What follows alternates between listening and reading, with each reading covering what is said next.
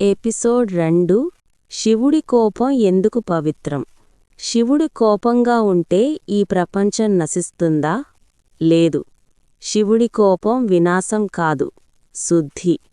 మన కోపం అహంకారం వల్ల వస్తుంది. శివుడి కోపం ధర్మం కోసం వస్తుంది.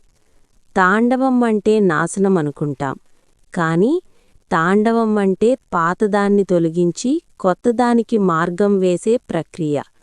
అడవిలో అగ్ని పుట్టితే అడవి నశిస్తుందా? లేదు, కొత్త మొక్కలు పుడతాయి. అలానే శివుడి కోపం పునఃసృష్టి కోసం. మన జీవితంలో కూడా కొన్ని విషయాలు విరగాలి, కొన్ని అలవాట్లు కూలాలి. అప్పుడే కొత్త జీవితం మొదలవుతుంది.